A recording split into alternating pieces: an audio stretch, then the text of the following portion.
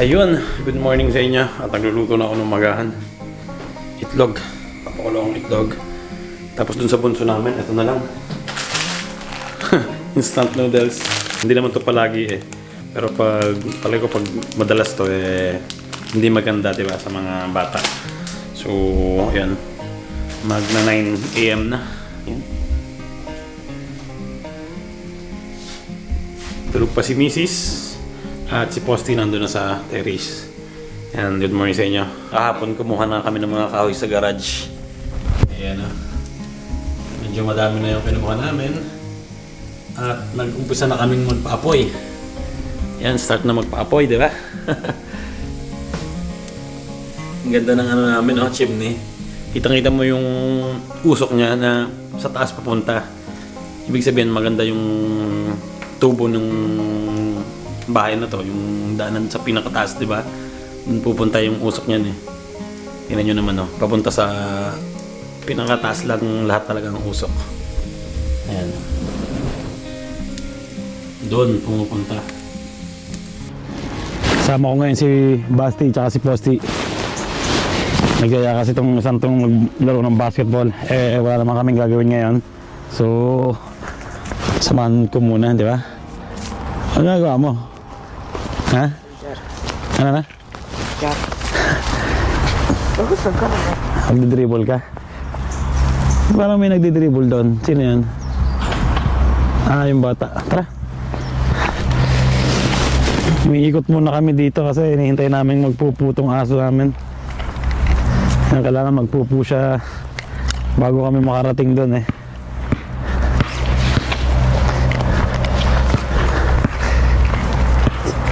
Hindi kailangan natin umikot doon, Basti.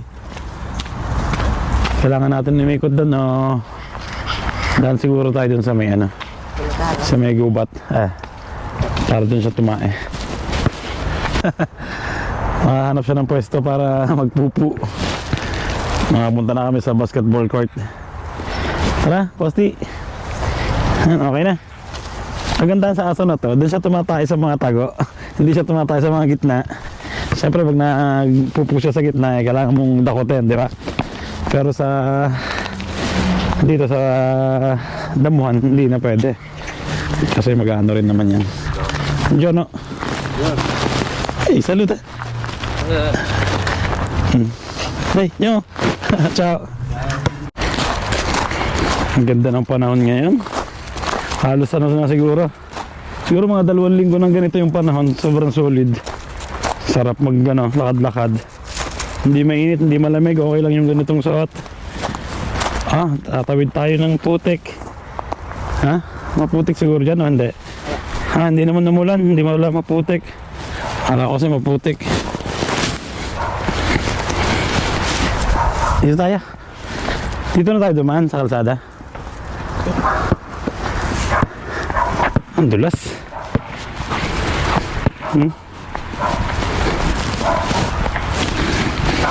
Tamang hila-hila na naman to si Posty, oh.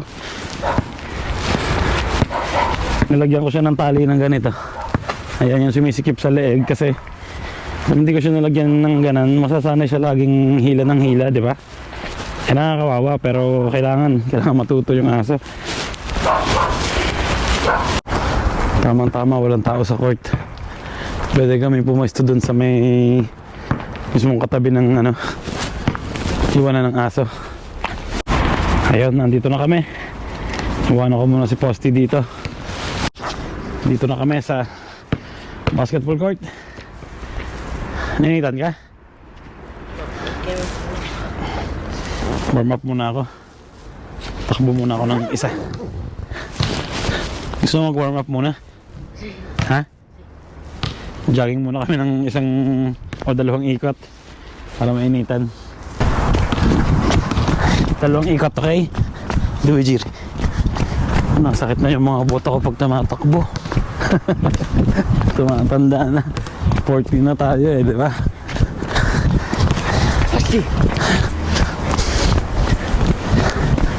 Dito sila nagbabasketball pag weekdays.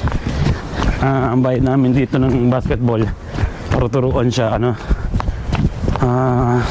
halos 500, isang taon. Sabi natin, magkano yan? 30k sa isang taon. Para matuto siyang mag-basketball na. Tapos dumadayo rin sila ng malalayo. Isa pa. Painit muna kami, malamig kasi dito. Kailangan talaga warm up muna, di ba? Ha?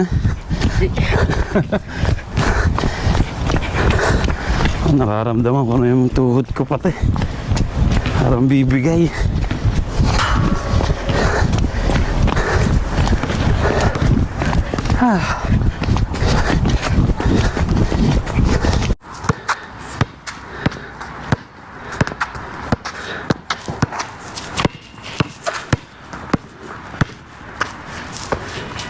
Yes, sir. Pagod na. Ayun. Medyo mainit na. Pawisan na kami. Hay. Mukhang masarap maglaro dito sa parte na to. Baka dyan ka makaka-shoot. Oh, dyan ka pala makaka-shoot.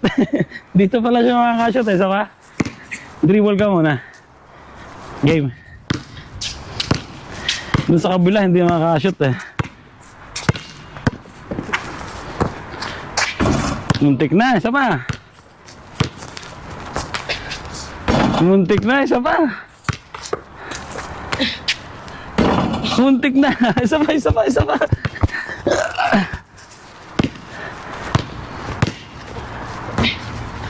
Yun, di ba? Dito pala siya nakaka-shoot sa ano na to. Parte na to. Isa pa.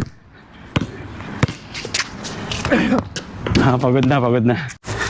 Nandun si Posty nasa loob ng kulungan ng mga aso. Hey, Posty. Pero susunod daw si Mrs. Inaayos lang yung mga kama namin. Inaayos yung mga cover. Ito si Posty. Hey. Ciao. Maglaro ko muna dyan, okay? Naglaro muna kami ni Kuya Basti. Lipat kami sa kabilang pwesto. Mahirap kasi dito.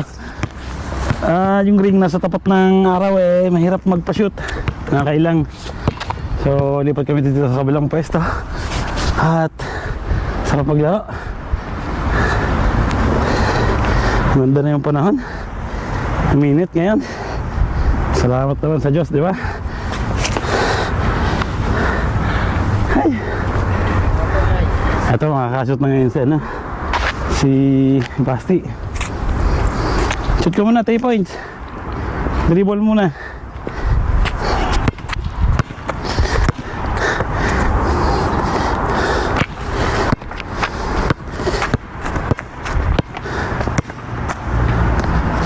Yes, sir.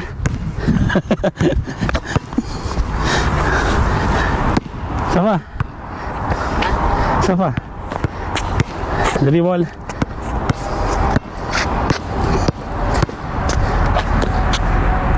No.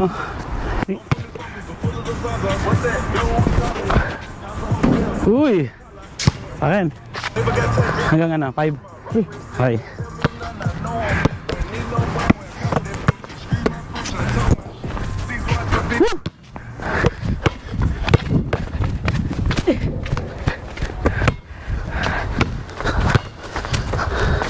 Three, two.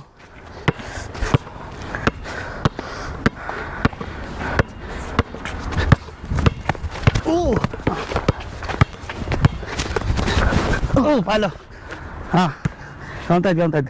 Ha? Oh, sakit. Counted. 4-2. Two. 5.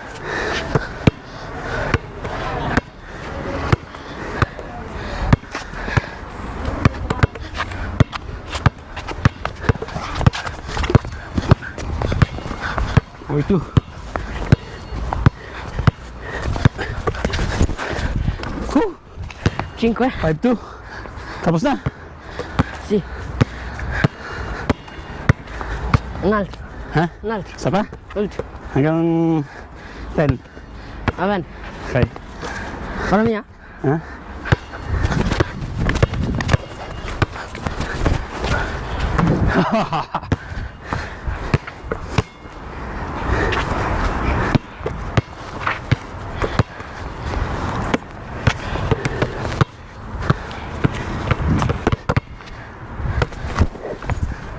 No, short. Pata.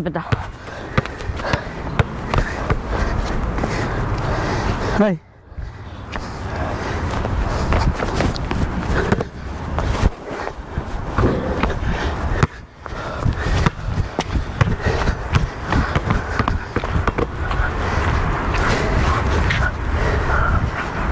Ilan tayo? Ha? 5-2.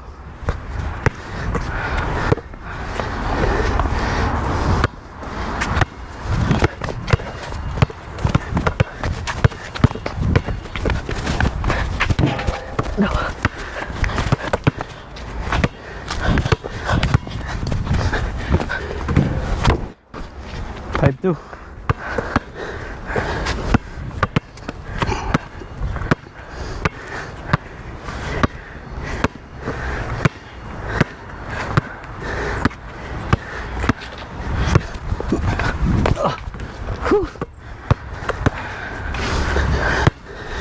Six two.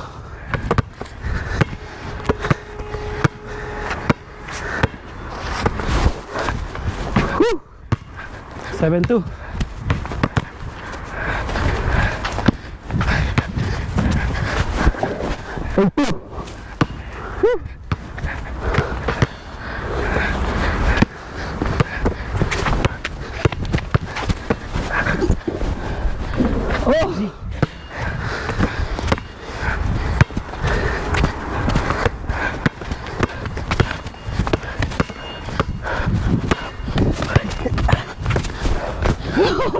No. Nangangalabaw na. Tapos. Nove. Ha? 9. No, 2 points dun sa 13. Fatto 2. Ha? Fatto così, fatto qua. Ah, sa guwet? Sì. Okay. 9-2.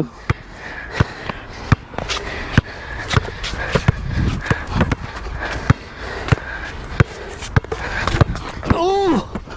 Foul. Oh,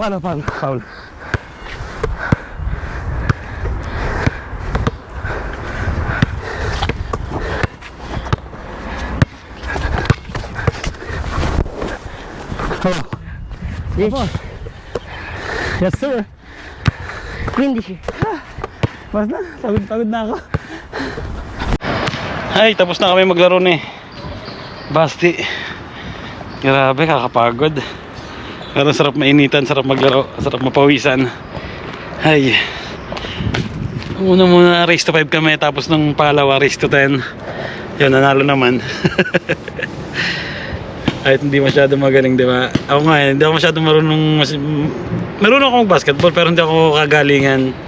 At least sinashare ko sa mga anak ko yung mga nalalaman ko, no? Yung mga yung tawag doon, rules and regulation, di ba? Yung kagandahan kasi pag sinashare mo yung yung talent mo sa anak mo, katulad nung sa panganay ko.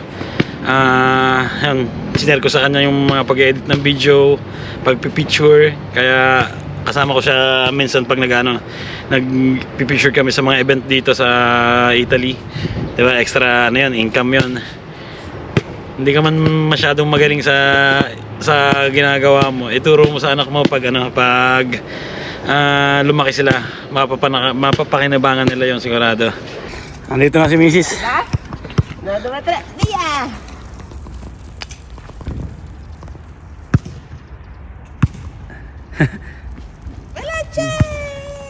Tuwan-tuwa ka no? Bravo! Pagod. Kain na. Tanghalian. Tapos mag-ano pa kami ni Mrs. mamaya. Magpa-part-time sa parlor. Maglilinis ng parlor. Yun. Aming kakainin. Natirang kanin. Natirang kaldereta. Tsaka meron pa dong torta ng talong. Tsaka isda. So thank you Lord. At kain na ulit, di ba? Medyo pagod. Yan o. Mas masarap yun ngayon, di ba? Mas masarap yung kaldereta pag kinabukasan. Tapos meron din tayo ditong tortang talong. Naman tapos ang talong. Isda. Na. Let's go.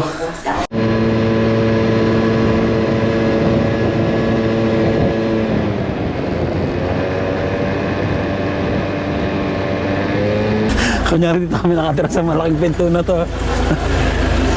Pero maglilinis lang naman kami dito. Proud ka ang Ha? Mr. Chocolate. Saan yan? Sa isang linggo? Chocolate? Euro chocolate dito sa isang linggo. Sigurado maraming tao na naman. Maraming turista. Tingnan nyo, mag-alas. Siguro alas 3 pa lang na. Namas na? 3 sakto. Parang ang dilim na. Yan ito dito. Pag ano? Winter 4-5 ng hapon. Madilim na. Kaya kailangan namin bilisan magtrabaho. Tapos ang bagal pa nito ang taga-bukas.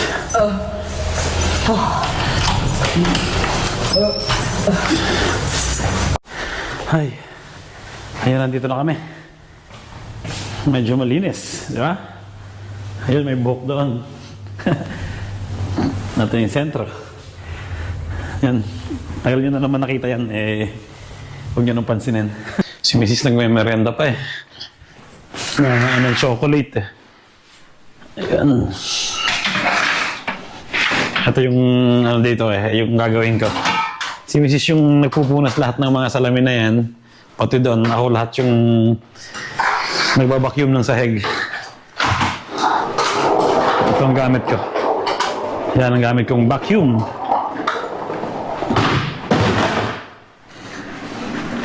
Walang sweldo ngayon. Nakasweldo lang ng isang linggo.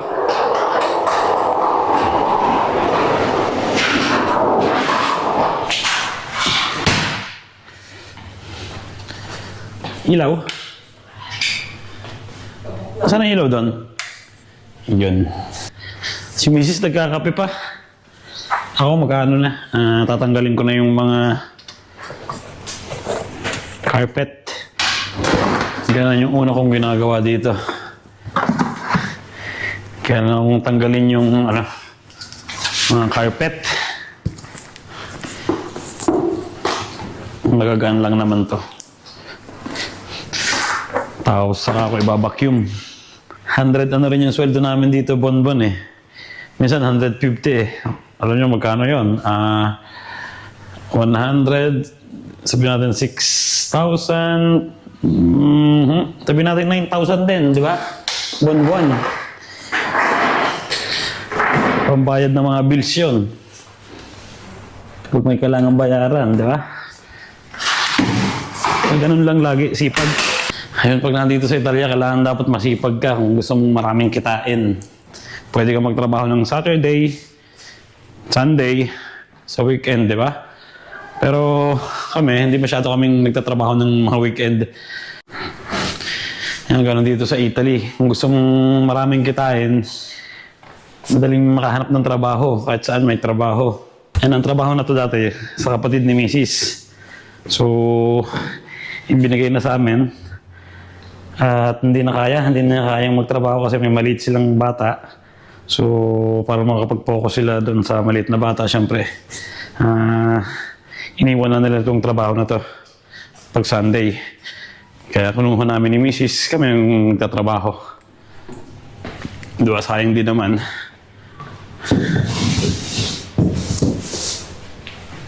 Tatanggalin mo lang yung carpet. Tapos ibabacuum mo, tapos na. Siyempre, papasadahan mo ng basang-basahan. Bandang huli. At syempre, bagong trabaho. Hindi natin kalimutan mag-sounds. Hindi naman ako nagsa-sounds eh. Nag-ano ako Spotify. Ayan. Nakalagay na yung aking headset. At siyempre, connect natin yan. Ito yung pinapakinggan ko palagi. Si Boss RDR. Ayun, Spotify, tapos podcast, RDR Talks. Ayan, lagi ko pinapanood dito. Ayan, di ba? So, ayun, trabaho muna kami at mamaya na lang. Let's go. Ayun, tapos na kami. Ay, pawisan. Grabe. Ay. Tapos na kami magtrabaho. Pawisan ka rin. Tingnan nyo naman kung gaano namin pinagpapawisan yung trabaho, di ba? Katulad nga sinabi ko nung last vlog ko. Biruin nyo yun, pawisan na pawisan kami. Kumita lang. Tapos magbabiyahe pa kami. Ngayon, hindi pa masyadong mahirap magbiyahe dahil hindi pa masyadong malamig. Pero pag halos na talaga yung talagang todo na yung lamig, talagang mahirap pumasok sa trabaho. Tapos magmumotor pa o magbabas, di ba? Para lang kumita ng pera. Ganun ka-importante yung pera dito pag nasa ibang bansa kayo. Ay, sarap pawisan. Parang na-exercise na rin, di ba? Ayun, nasa bahay na kami. Check muna natin kung may kanin pa kayo. Madami pang kanin. Bale, ulam na lang lulutuin ko. Gusto ko sana tinola eh. Mas gusto daw ng mga bata eh. Ayun, tawag dito. Air fry ko na lang. Tinatamad din ako magprito kasi konti yung mantika. So, yun, tatadrin ko na to. At para makakain na kami ng hapunan. Sakto, mag-alas 5, nandito na kami sa bahay. Ang oras na yun 4:51. Tingnan nyo naman kung gano'ng kadilim na. Madilim na ang 4:51 dito. Ayan. So, kahit maaga pang magluto, magluluto na ako para mamaya makapagpahinga ng mas maaga. Let's go!